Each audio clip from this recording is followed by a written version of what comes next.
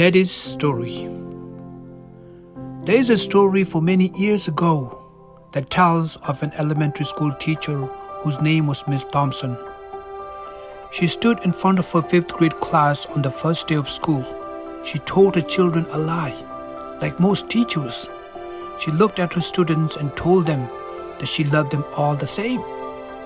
But that simply was not true, because there in the front row, slumped in his seat, was a little boy named Teddy Stoddard. Miss Thompson had watched Teddy the year before and noticed that he didn't play well with other children. His clothes were all messy and he constantly needed bath. Teddy could be unpleasant at times. It got to the point where Miss Thompson would take delight in marking his paper with a broad red pen and marking bold X and finally putting a big F on the top of his paper. At the school where Miss Thompson taught, she was required to review each child pass record. She put Teddy's off to last. When she finally reviewed his file, she was in for a surprise. Teddy's first grade teacher wrote, "Teddy is a bright child with a ready smile. He does his work neatly and has a good manners. He's joy to be around." His second grade teacher wrote, "Teddy is an excellent student and well liked by his classmates. But he's trouble because his mother has a terminal illness and life at home must be a struggle." His third grade teacher wrote, "His mother's death has been hard on him. He tries to do his best, but his father doesn't show much interest. His home life soon will affect him if the steps aren't taken." Teddy's fourth grade teacher wrote, "Teddy is withdrawn and doesn't show much interest in the school. He doesn't have many friends and sometimes he even sleeps in the class." By now, Miss Thompson realized the problem and she was ashamed of herself. She felt even worse when the students brought her Christmas present wrapped in a beautiful ribbon and a bright paper, except for Teddy. His present was clumsy, wrapped in a heavy brown paper that he got from the grocery bag. Miss Thompson took pain to open it in the middle of the other present.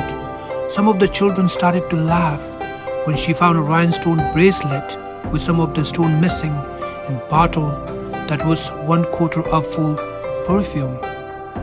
But she stifled the children's laughter when she explained how pretty the bracelet was while putting it on and then dabbing some of the perfume on her wrist. Teddy Stoddard stayed after school that day just enough to say, "Miss Thompson, today you smell just like my mom used to." After the children left, she cried for at least an hour. On this very day, she quit teaching reading, writing, and arithmetic and instead, she began to teach children. Miss Thompson began to pay close attention to Teddy as she worked with him. As time went on, his mind seems to come alive. The more she encouraged him, the faster he responded. By the end of the year, Teddy had become one of the smartest children in the class. Despite her lie, he had become one of her teacher's pet. Years later, she found a note under the door from Teddy telling her that she was the best teacher he had ever had in his whole life. 6 years passed by, and to her surprise, another note came from Teddy. He wrote that he had finished his high school, third in the class, and that she was still the best teacher that he ever had in his whole life. 4 years later, another letter came saying that while things had been tough at times, he stayed in school and stuck with it, and he had graduated from college with the highest honor. He assured Miss Thompson that she was still the best and favorite teacher he had ever had in his whole life. 4 more years passed by and yet another letter came.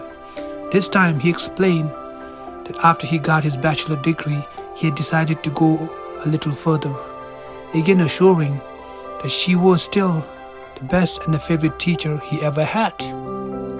The letter was signed Theodore F. Stoddard, M.D.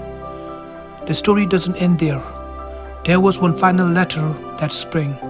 Teddy said that he had met this girl and that he was going to be married. He explained that his father had died a couple of years ago, and he was wondering if Miss Thompson might be agreed to sit in the place at this wedding that was usually reserved for the mother of the groom. Of course, Miss Thompson did. She wore the bracelet, the one with the several rhinestones missing. She also made sure she was wearing the perfume that Teddy remembered his mother wearing on their last Christmas together. After the wedding, they hugged each other as Dr. Stoddard whispered in Mr. Thompson's ear, "Thank you so much for making me feel important and showing me that I could make a difference." Miss Thompson, with tears in her eyes, whispered back, "Teddy, you have it all wrong. You were the one who taught me that I could make a difference.